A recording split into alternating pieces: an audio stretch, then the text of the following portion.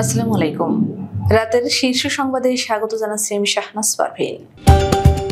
Digital রূপান্তরের ক্ষেত্রে নারী পুরুষের সমান সুযোগ নিশ্চিতে সরকার প্রতিশ্রুতিবদ্ধ, প্রধান উপদেষ্টা।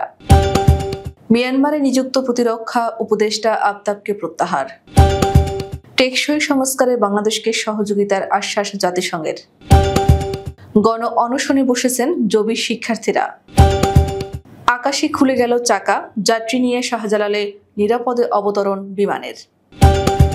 ফারাক্কার কারণে বরেন্দ্র অঞ্চল কারবালায় পরিণত হয়েছে, উপদেষ্টা ফরিদা। উপদেষ্টার উপর পানির বোতল ছুঁড়ে মারা ষড়যন্ত্রের অংশ অ্যানি। অবৈধদের সাধারণ ক্ষমা মালয়েশিয়ার, ফিরতে পারবেন দেশে। নিজাম হাজারীর মতো তার স্ত্রীরও অঢেল অর্থ সম্পদ। হাব সভাপতির এজেন্সি সহ সৌদিতে বাংলাদেশি কয়েকটি এজেন্সি কালো তালিকাভুক্ত। 9 জেলায় বজ্রসহ বৃষ্টিপাতের আভাস। নেপালকে হারিয়ে সাফ অনূর্ধ্ব 19 চ্যাম্পিয়নশিপের ফাইনালে বাংলাদেশ। যুদ্ধবিরতির মেয়াদ 18 মে পর্যন্ত বাড়িয়েছে ভারত পাকিস্তান। এবং ব্রহ্মস ঘাঁটি ধ্বংসের সত্যতা অবশেষে স্বীকার করল ভারত।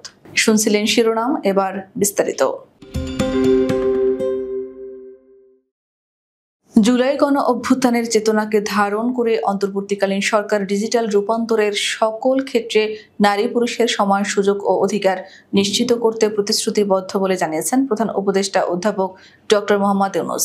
তিনি বলেন, টেলিযোগাযোগ সেবা ও তথ্য প্রযুক্তি ব্যবহার সহ ডিজিটাল রূপান্তরে নারী পুরুষের সমান অংশগ্রহণ একটি বৈষম্য মুক্ত ও আধুনিক সমাজ বিনির্মাণের পূর্বশর্ত।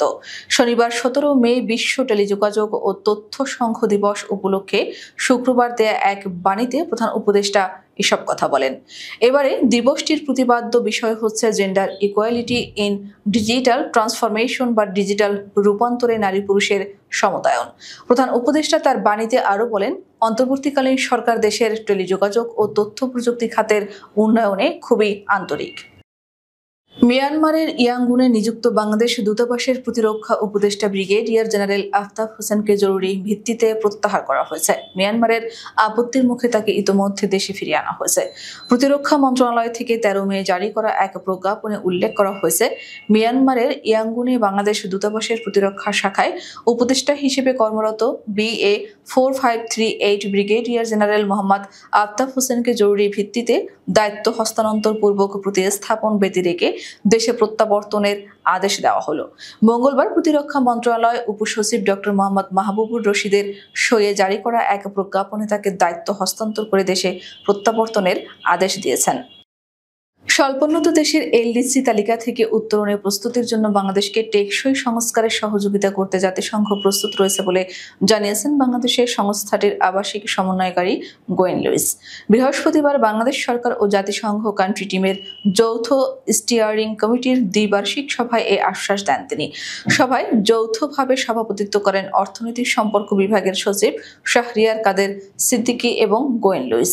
এতে সংশ্লিষ্ট মন্ত্রণালয় ও জাতিসংঘের জ্যেষ্ঠ প্রতিনিধিরা অংশ নেন। লুইস বলেন, বাংলাদেশের LDC তালিকা থেকে উত্তরণের প্রস্তুতির অংশ হিসেবে টেকসই সংস্কার, জলবায়ু সহনশীলতা, অর্থনৈতিক রূপান্তর, জেন্ডার সমতা ও সমাজের কেউ যেন পিছিয়ে না পড়ে সেজন্য সহযোগিতা করতে জাতিসংঘ প্রস্তুত রয়েছে। 4 দফা দাবিতে জগন্নাথ বিশ্ববিদ্যালয়ের শিক্ষার্থীদের সমাবেশ ও অবস্থান কর্মসূচি শুরু হয়েছে। শুক্রবার জুমার নামাজের পর দুপুর 2টার দিকে কাকরাইল মোড়ে তৃতীয় দিনের মতো পূর্ব ঘোষিত সমাবেশ শুরু হয়। সমাবেশে শিক্ষার্থীরা প্রশ্ন রাখেন, তাদের যৌক্তিক দাবি মেনে নিতে এই সরকারের কি সমস্যা। এই দাবি আদায় করতে গিয়ে শিক্ষক, শিক্ষার্থী এমনকি সাংবাদিকরাও আহত হয়েছেন। জাতীয় বিভিন্ন পর্যায়ের মানুষ আমাদের সঙ্গে একাত্মতা পোষণ করেছেন। এই সরকারের তাদের রক্তের মধ্য দিয়ে প্রতিষ্ঠিত হলেও তারা শিক্ষার্থীদের ন্যায্য অধিকার মেনে নিতে চাইছে না বলে অভিযোগ শিক্ষার্থীদের। সমাবেশে শাখা ছাত্র দলের সদস্য সচিব শামসুল আরেফিন বলেন, জগন্নাথ বিশ্ববিদ্যালয়ে সব রাজনৈতিক, সামাজিক, সাংস্কৃতিক ছাত্র সংগঠনগুলো নিয়ে যে নজির স্থাপন করেছে তা ইতিহাসে বিরল। কক্সবাজার আন্তর্জাতিক বিমানবন্দর থেকে ছেড়ে আসা বাংলাদেশি বিমানের একটি ফ্লাইটের চাকা খুলে নিচে পড়ে গেছে। বিমানটিতে শিশুসহ মোট ৭১ জন যাত্রী ছিল। তবে শেষ পর্যন্ত ঢাকার হজরত শাহজালাল আন্তর্জাতিক বিমানবন্দরে নিরাপদে অবতরণ করেছে বিমানটি। জানা গেছে শুক্রবার দুপুর ১টা ২০ কক্সবাজার বিমানবন্দর থেকে ঢাকার উদ্দেশ্যে রওনা করে BG436 ফ্লাইটটি। উড্ডয়নের পরপরই ফ্লাইট ঢাকার এয়ার ট্রাফিক কন্ট্রোলকে জানান তিনি জরুরি অবতরণ করতে যাচ্ছেন।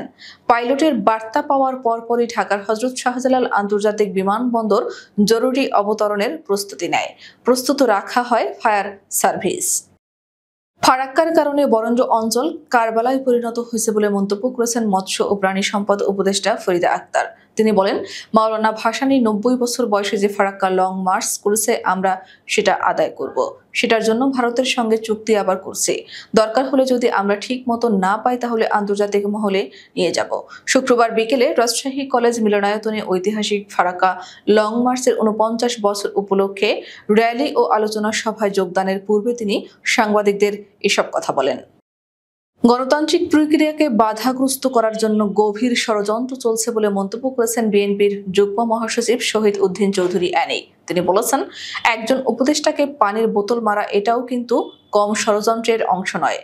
এক পক্ষকে আরেক পক্ষের সঙ্গে লাগিয়ে দিতে একটি অস্থিতিশীল পরিস্থিতির সৃষ্টি করতে এসব করা হচ্ছে।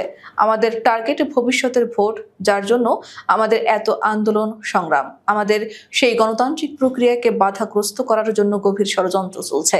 এটি একটি অদৃশ্য শক্তি। এই শক্তি কিছুটা দৃশ্যমান হচ্ছে। বোঝা যাচ্ছে কারা এই প্রক্রিয়াকে বাধাগ্রস্ত করছে। শুক্রবার বেলা ১১টার দিকে লক্ষ্মীপুর সদর উপজেলার লাহারকান্দি ইউনিয়নের ৩ নম্বর ওয়ার্ড বিএনপির নেতা নির্বাচনের লক্ষ্যে তালহাটি সরকারি প্রাথমিক বিদ্যালয় ভোট কেন্দ্র পরিদর্শন শেষে আয়োজিত সমাবেশে তিনি এসব কথা বলেন। নিয়মিত অভিযান চালালেও অবৈধ অভিবাসীদের বিরাট অংশ রয়ে গেছে মালয়েশিয়ার অভিবাসন পুলিশের ধরাছোঁয়ার বাইরে। সাধারণ ক্ষমার আওতায় স্বেচ্ছায় দেশে ফিরতে ১ বছর সুযোগ দিচ্ছে দেশটি। শুক্রবার মালয়েশিয়ার স্বরাষ্ট্রমন্ত্রী সাইফুদ্দিন নাসুসান ইসমাইল এই ঘোষণা দেন। প্রত্যাবাসনের এই কর্মসূচির মাধ্যমে জেল বা বিচারের মুখোমুখি হওয়া ছাড়াই নিজ নিজ দেশে ফেরার সুযোগ পাবেন অবৈধ প্রবাসীরা। তবে অপরাধের ধরন অনুযায়ী ৩০০ থেকে ৫০০ রিঙ্গিত জরিমানা দিতে হবে কারো কারো। চলতি মাসের ১৯ তারিখ থেকে শুরু হয়ে এই সুযোগ থাকবে আগামী বছরের ৩০ এপ্রিল পর্যন্ত। ফেনীর আলোচিত সাবেক সংসদ সদস্য নিজামুদ্দিন হাজারীর স্ত্রী নূরজাহান বেগমের কোনো পেশা না থাকা সত্ত্বেও তার নামে রয়েছে অঢেল অর্থ সম্পদ। নূরজাহান তার স্বামীর মতো বিপুল অর্থ সম্পদের মালিক। তার স্বামী সংসদ সদস্য ও আওয়ামী লীগের নেতৃত্বে থাকাকালীন মাত্র কয়েক বছরে তিনিও এই অর্থ সম্পদের পাহাড় গড়েছেন। অর্থ সম্পদ অর্জনে স্বামী স্ত্রীর তুলনামূলক দেখা যায় নিজাম হাজারীর নামে ৬টি প্রতিষ্ঠানে বিনিয়োগ রয়েছে ১১,৬৮,৮০,০০০ টাকা। অপরদিকে স্ত্রী নূরজাহানের নামে ব্যাংক সহ ৮ প্রতিষ্ঠানে বিনিয়োগ রয়েছে ২৬,২৮,৬১,৩২১ টাকা।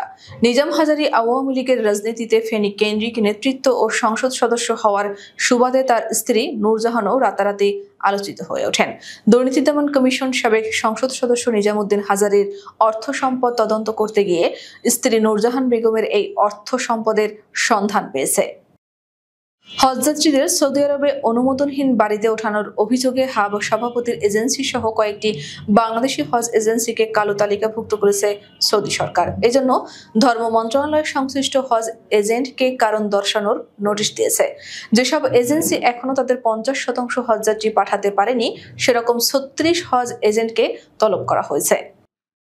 দেশের ৯ জেলায় বজ্রসহ বৃষ্টিপাতের আভাস দিয়েছে আবহাওয়া অফিস। সংস্থাটি জানিয়েছে, টাঙ্গাইল, সিরাজগঞ্জ, ময়মনসিংহ, নেত্রকোনা, কিশোরগঞ্জ, হবিগঞ্জ, মৌলভীবাজার, সুনামগঞ্জ ও সিলেট জেলার উপর দিয়ে ঘন্টায় ৪৫ থেকে ৬০ কিলোমিটার বা এর অধিক গতিতে দমকা ঝোড়ো হাওয়া সহ বৃষ্টি বা বজ্র বৃষ্টি হতে পারে।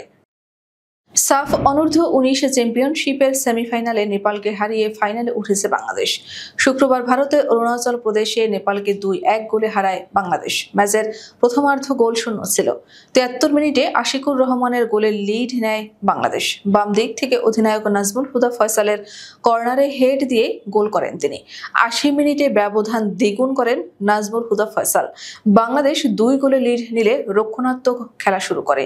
তবে বাংলাদেশ ডি বক্সে ঠিক ঠিকই বলের চাপ বাড়ায় বাংলাদেশ। ম্যাচের 87 মিনিটে নেপালের সুজন দাঙ্গল গোল করে ব্যবধান 2-1 করেন। শেষ পর্যন্ত আর কোনো গোল না হওয়ায় 2-1 গোলের ব্যবধানে জয় নিয়ে মাঠ ছাড়েন গোলাম রাব্বানী ছোটনের শিষ্যরা। পাকিস্তানের পররাষ্ট্রমন্ত্রী ইসাক দার বলেছেন, ইসলামাবাদ ও নয়াদিল্লি যুদ্ধবিরতির মেয়াদে 18 মে পর্যন্ত বাড়াতে সম্মত হয়েছে। পাকিস্তানি সংবাদ মাধ্যম দ্য ডনের খবর অনুযায়ী বৃহস্পতিবার পার্লামেন্টে দেওয়া এক বক্তব্যে ইসাক জানান, দুই দেশের সামরিক বাহিনীর মধ্যে আলোচনা হয়েছে। এরপর তারা যুদ্ধবিরতি বাড়ানোর সিদ্ধান্ত নিয়েছে। তিনি বলেন, পাকিস্তান ভারতের সাথে যুদ্ধবিরতি চায়নি, তবে ইসলামাবাদ নয়াদিল্লির সাথে যৌগিক সংলাপে চেয়েছে, যাতে সমস্ত বিতর্কিত বিষয়ের অবসান ঘটে। ভারতের পক্ষ থেকে যুদ্ধবিরতির মেয়াদ বাড়ানোর বিষয়ে যদিও কোনো আনুষ্ঠানিক বিবৃতি দেওয়া হয়নি, তবে ভারতীয় সংবাদ মাধ্যম নিউজ 18 সূত্রের বরাতে জানিয়েছে, যুদ্ধবিরতি 18 মে পর্যন্ত চলবে। ভারতের ন্যাশনাল রেডিওলজিক্যাল সেফটি ডিভিশনের একটি সাম্প্রতিক প্রতিবেদন পাকিস্তানের আগের দাবির সত্যতা নিশ্চিত করেছে। প্রতিবেদনে বলা হয়েছে, ভারতের পাঞ্জাবে অবস্থিত একটি ব্রহ্মস ক্ষেপণাস্ত্র ঘাঁটি ধ্বংস হওয়ার পর এলাকাটিতে রেডিয়েশন সতর্কতা জারি করা হয়েছিল। প্রতিবেদনে জানানো হয়েছে, দুর্ঘটনার পর ঘাঁটির 3 কিলোমিটার এলাকার মধ্যে বাসিন্দাদের সরিয়ে নেওয়ার নির্দেশ দেওয়া হয়। 5 কিলোমিটার এলাকার মানুষেরা যেন দরজা জানালা বন্ধ রেখে ঘরের ভেতর অবস্থান করে, এমন সতর্কবার্তাও দেওয়া হয়েছিল। জানা গেছে, 10 মে পাকিস্তানের একটি হামলায় এই ক্ষেপণাস্ত্র ঘাঁটি ক্ষতিগ্রস্ত হয়, যা নিয়ে পাকিস্তান শুরু থেকেই দাবি করে আসছিল। এবার ভারতের নিজস্ব রেডিওলজিক্যাল কর্তৃপক্ষের প্রতিবেদন সেই দাবিকে স্বীকৃতি দিল। আমাদের আগামীকাল দুপুরের সংবাদ দেখার আমন্ত্রণ জানিয়ে এখনকার মতো বিদায় নিচ্ছি। দর্শক, ভিডিওটি শেষ পর্যন্ত দেখার জন্য আপনাকে অসংখ্য ধন্যবাদ। নিত্য নতুন সংবাদ পেতে আমাদের ইউটিউব চ্যানেলটি সাবস্ক্রাইব করুন ও নিয়মিত নোটিফিকেশন পেতে বেল বাটনটি ক্লিক করুন এবং আমাদের ফেসবুক পেজটিতে লাইক করুন। এছাড়াও আমাদের ভিডিওতে লাইক দিয়ে শেয়ার করুন। আল্লাহ হাফেজ।